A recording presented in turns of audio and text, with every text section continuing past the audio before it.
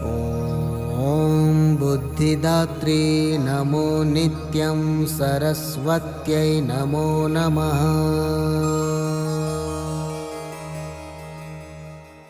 નમસ્કાર વિદ્યાર્થી મિત્રો, આપણે ધોરણ 6 પ્રકરણ 7 અપૂર્ણાંક સંખ્યાઓ વિશે અભ્યાસ કરીશું. અપૂર્ણાંકો વિશે તમે અગાઉના ધોરણમાં અભ્યાસ કર્યો જ છે. ચાલો આપણે તેનું પુનરાવર્તન કરી અપૂર્ણાંકો વિશે વધુ માહિતી મેળવીએ. સુભાષ અને કોમલ એક સાથે એક જ ધોરણમાં અભ્યાસ કરે છે. એક દિવસ સુભાષ તેના નાસ્તાનો ડબ્બો ઘરે ભૂલી ગયો હોવાથી કોમલે તેને સાથે નાસ્તો કરવા આમંત્રણ આપ્યું. કોમલ તેના ડબ્બામાં 5 પૂરી લાવી હતી. કોમલે સુભાષને 2 પૂરી આપી અને 2 પૂરી પોતાની પાસે રાખી. જ્યારે 5મી પૂરીના 2 સરખા ભાગ કરીને એક ભાગ સુભાષને આપ્યો. હવે બંને પાસે 2 આખી પૂરી અને 1 અડધી પૂરી હતી. સુભાષે અડધી પૂરી હાથમાં લઈને કહ્યું કે અડધી પૂરીને 1/2 પૂરી પણ કહી શકાય, એટલે કે તે આખી પૂરીનો 1/2 ભાગ છે. હવે સુભાષે અડધી પૂરીના પણ 2 સરખા ભાગ કર્યા અને કોમલને પૂછ્યું કે આ ટુકડો એ આખી પૂરીનો કયો ભાગ છે? કોમલે જવાબ આપ્યો કે તે આખી પૂરીનો 1/4 ભાગ છે, એટલે કે 1/4 ભાગ છે. આ 4 ભાગ ભેગા મળીને 4/4 ભાગ અથવા એક પૂર્ણ પૂરી બને છે. 1/4 વત્તા 1/4 વત્તા 1/4 વત્તા 1/4 બરાબર 4/4 એટલે કે 1. અપૂર્ણાંક એ એવી સંખ્યા છે જે એક સમગ્રના ભાગનું પ્રતિનિધિત્વ કરે છે. આ સમગ્ર એ એકલું અથવા સમૂહમાં પણ હોઈ શકે, પરંતુ ધ્યાન એ રાખવું કે આ બધા ભાગો એક સરખા હોવા જોઈએ. ચાલો આપણે એક ઉદાહરણ જોઈએ. ચોરસ કાગળના ટુકડાને 2 સરખા ભાગ થાય એમ ગળી વાળો. અહીં દરેક ભાગ કાગળનો કયો ભાગ દર્શાવે છે? 1/2 ભાગ. હવે આ જ ગળીવાળા કાગળને ફરીથી સરખા ભાગ થાય તેમ વાળો. હવે દરેક ભાગ કાગળનો કયો ભાગ દર્શાવશે? 1/4 ભાગ, ખરું ને? હવે આ જ કાગળને ફરીથી સરખા ભાગ થાય તેમ વાળો. હવે કહો કે દરેક ભાગ કાગળનો કયો ભાગ દર્શાવશે? 1/8 ભાગ. હવે ફરીથી આ જ કાગળને અડધા ભાગમાં ગળી વાળો. હવે દરેક ભાગ કાગળનો કયો ભાગ દર્શાવશે તે કહો? 1/16 ભાગ. આ જ રીતે કાગળની સરખા ભાગે ગળી વાળવાથી અપૂર્ણાંકોની સંખ્યા બમણી થતી જશે. અહીં 1/2 1 એ અપૂર્ણાંકનો અંશ અને 2 એ અપૂર્ણાંકનો છેદ કહેવાશે. તેવી જ રીતે 1/4 1 એ અપૂર્ણાંકનો અંશ અને 4 એ અપૂર્ણાંકનો છેદ કહેવાશે. તથા 1/8 1 એ અપૂર્ણાંકનો અંશ અને 8 એ અપૂર્ણાંકનો છેદ કહેવાશે. અને 1/16 1 એ અપૂર્ણાંકનો અંશ અને 16 એ અપૂર્ણાંકનો છેદ કહેવાશે. અહીં આપણને કાગળના 16 ભાગ મળે છે અને આ બધા જ ભાગો એક સરખા છે. જો આમાંથી 5 ભાગ લેવામાં આવે તો 5 એ લીધેલા ભાગોની સંખ્યા અને 16 એ કુલ ભાગોની સંખ્યા પ્રમાણે તેને 5/16 લખી શકાય, જેમાં 5 એ અપૂર્ણાંકનો અંશ અને 16 એ અપૂર્ણાંકનો છેદ કહી શકાય. અહીં આકૃતિમાં એક લંબચોરસ આપેલો છે, જેના 6 ભાગો બતાવેલા છે, જેમાંથી એક ભાગ રેખાંકિત છે. તો શું એને 1/6 કહી શકાશે? અહીં આપણે જોઈશું કે લંબચોરસના બધા જ ભાગો એક સરખા નથી. અમુક ભાગો નાના અને અમુક ભાગો મોટા છે. આથી રેખાંકિત ભાગને 1/6 લખી શકાશે નહીં. બાળકો, ચાલો આપણે કેટલાક વ્યવહારિક ઉદાહરણો અભ્યાસ કરીએ. શું તમે કહી શકો કે 8 કલાક એ દિવસનો કેટલામો ભાગ છે?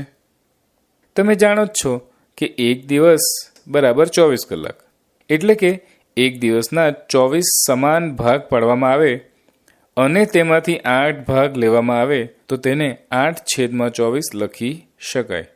વળી 8 ગુણ્યા 3 બરાબર 24 થાય છે. આથી 8 એ દિવસનો ત્રીજો ભાગ કહી શકાય, એટલે કે 1/3 ભાગ કહી શકાય. ચાલો આપણે બીજું ઉદાહરણ જોઈએ. 102 થી 117 સુધીની પ્રાકૃતિક સંખ્યાઓમાંથી કેટલામાં ભાગની સંખ્યાઓ અવિભાજ્ય સંખ્યાઓ છે? અહીં 102 થી 117 સુધીની સંખ્યાઓ આપેલી છે. કુલ સંખ્યાઓ 16 થશે. આમાંથી અવિભાજ્ય સંખ્યાઓ 103, 107, 109 અને 113 છે. આથી કુલ અવિભાજ્ય સંખ્યાઓ 4 થશે. આથી કહી શકાય કે કુલ 16 સંખ્યાઓમાંથી 4 અવિભાજ્ય સંખ્યાઓ છે, એટલે કે 4/16 સંખ્યાઓ અવિભાજ્ય છે. અહીં 4 ગુણ્યા 4 બરાબર 16. આથી તેને 1/4 પણ કહી શકાય. સંખ્યા રેખા પર અપૂર્ણાંક. વિદ્યાર્થી મિત્રો, તમે સંખ્યા રેખા પર પૂર્ણ સંખ્યાઓ દર્શાવતા શીખી ગયા હશો. ચાલો હવે આપણે સંખ્યા રેખા પર અપૂર્ણાંક સંખ્યાઓ દર્શાવતા શીખીએ. અહીં સંખ્યા રેખા પર 2 પૂર્ણ સંખ્યાઓ આપેલી છે. આપણે અહીં 1/2 મૂકવાની કોશિશ કરીએ. અહીં 1/2 એ 0 કરતાં મોટો અને 1 કરતાં નાનો છે. આથી 1/2 એ 0 અને 1ની વચ્ચે આવશે. અહીં છેદમાં 2 આવેલો હોવાથી આપણે 0 અને 1ની વચ્ચે 2 સમાન ભાગો કરીશું, જેથી આપણને સંખ્યા રેખા પર 1/2 મળશે. હવે જો આપણને 1/3 ને સંખ્યા રેખા પર દર્શાવવા હોય તો આપણે કેટલા સરખા ભાગ પાડવા પડશે? અહીં છેદમાં 3 આવેલા હોવાથી આપણને 0 અને 1ની વચ્ચે 3 સરખા ભાગ પાડવા પડશે, જેથી દરેક ભાગ 1/3 થશે. અહીં આપેલ 3 સરખા ભાગોમાંથી જો આપણે 2 ભાગો લઈએ તો તેનો અર્થ એ થાય કે કુલ 3 ભાગમાંથી પસંદ કરેલા 2 ભાગો, જેને 2/3 પણ કહી શકાય. ચાલો બાળકો, આપણે બીજો એક અપૂર્ણાંક 5/8 ને સંખ્યા રેખા પર દર્શાવીએ. અહીં પણ 5/8 એ 0 કરતાં મોટો અને 1 કરતાં નાનો છે. અહીં છેદમાં 8 આવેલા હોવાથી 0 અને 1ની વચ્ચે આપણે 8 સમાન ભાગ કરીશું. અહીં આપણે જેટલા ભાગ પસંદ કરતા જઈએ તેમ તેના અપૂર્ણાંકો પણ લખતા જઈશું. સૌપ્રથમ 0/8 0/8 એટલે કે 1 પણ ભાગ પસંદ કર્યો નથી, એટલે કે 0. ત્યારબાદ 1/8, 2/8, 3/8, 4/8, 5/8, 6/8, 7/8 અને 8/8 એટલે કે 1. અહીં આપણને 5/8 દર્શાવવાના છે, જેથી 0ની જમણી બાજુનો 5મો ભાગ એ 5/8 દર્શાવે છે, જેનો અર્થ થશે કે કુલ 8 ભાગમાંથી 5 ભાગ પસંદ કરેલા છે.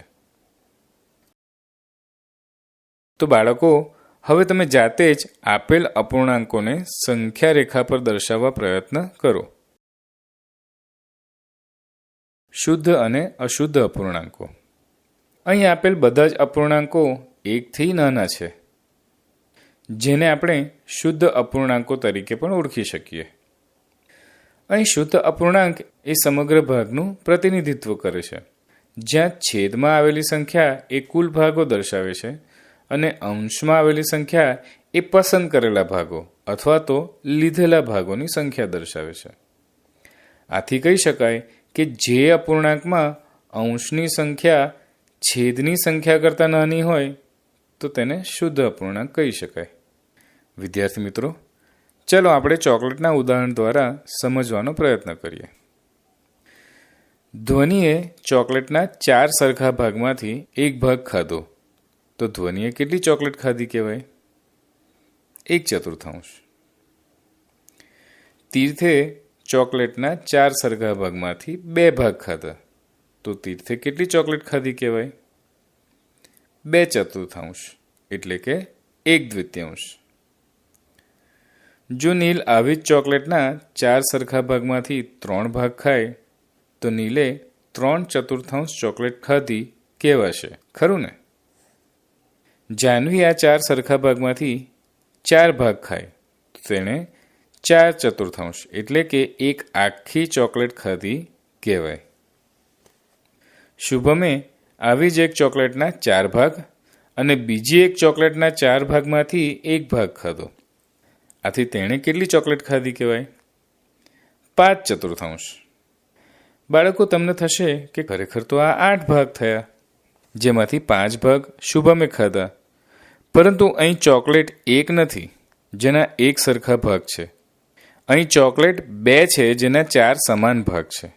આથી અહીં છેદમાં કુલ સમાન ભાગ તો 4 જ આવશે. નિષ્ઠાએ આવી જ એક ચોકલેટના 4 ભાગ અને બીજી ચોકલેટના 2 ભાગ ખાધા.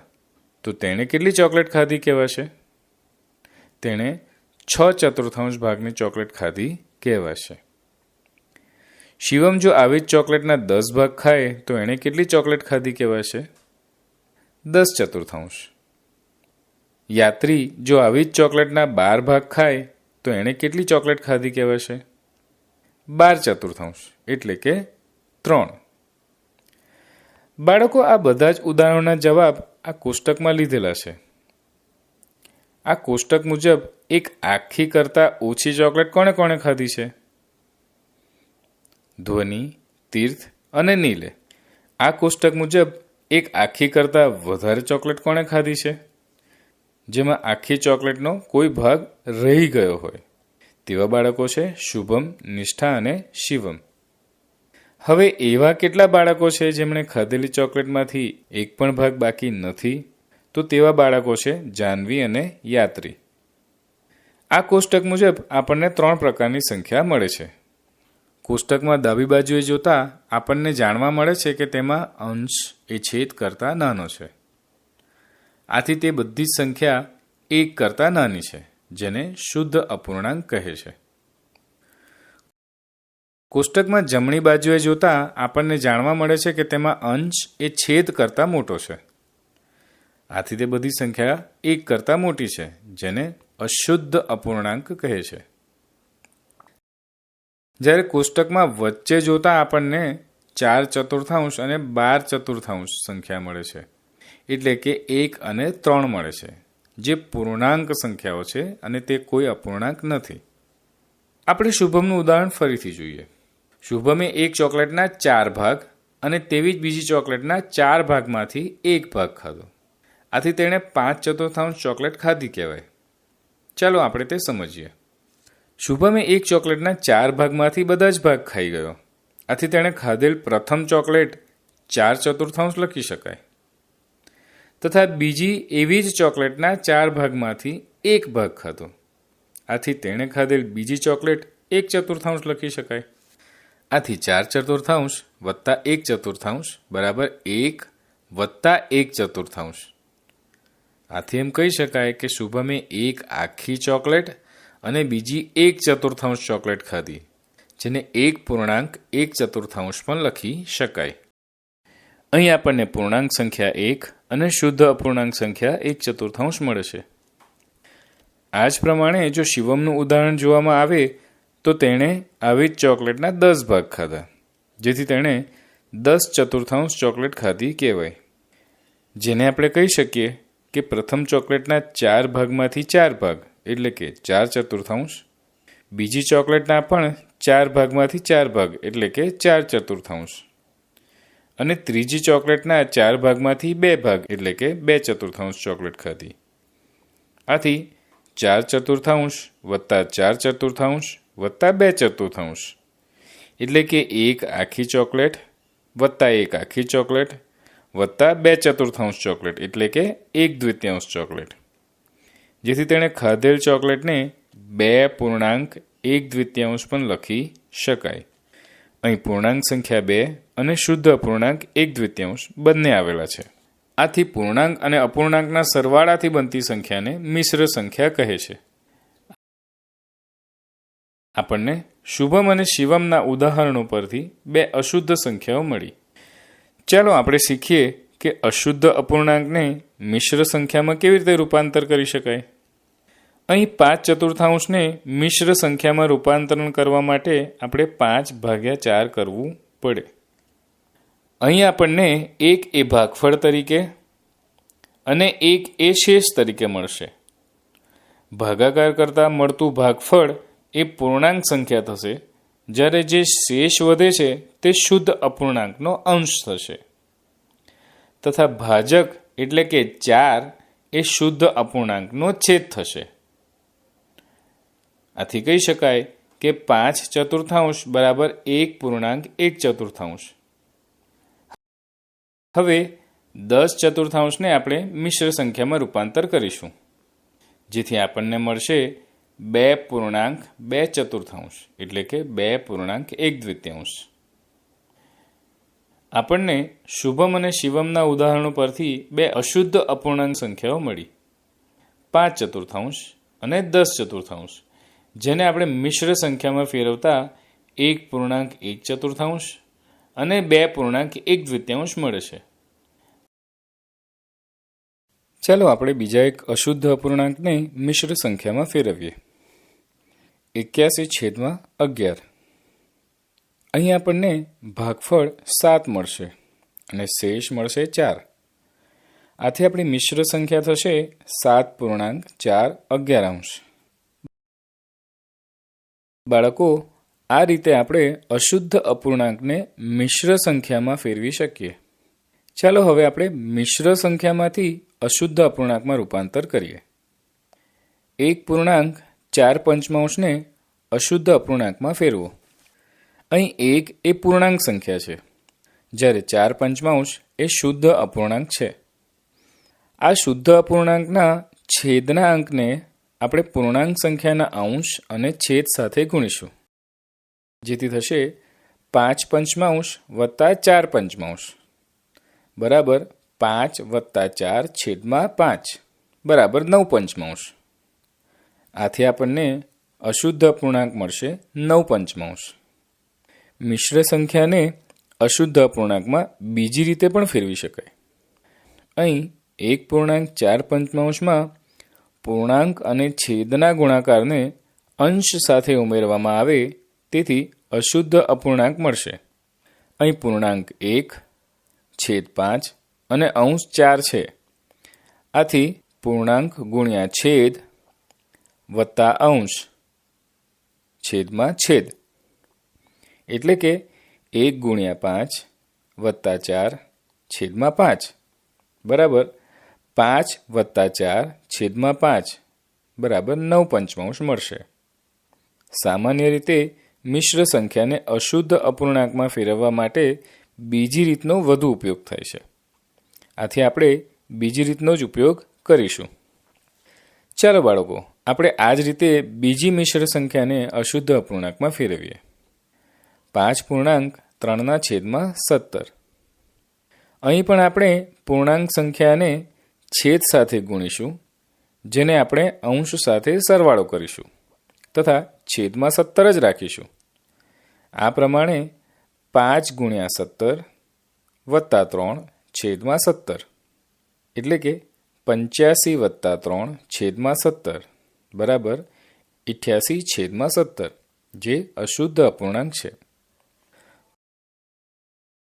તો બાળકો, હવે તમે જાતે જ અહીં આપેલા અશુદ્ધ અપૂર્ણાંકોમાંથી મિશ્ર સંખ્યા અને મિશ્ર સંખ્યામાંથી અશુદ્ધ અપૂર્ણાંકોમાં રૂપાંતર કરો.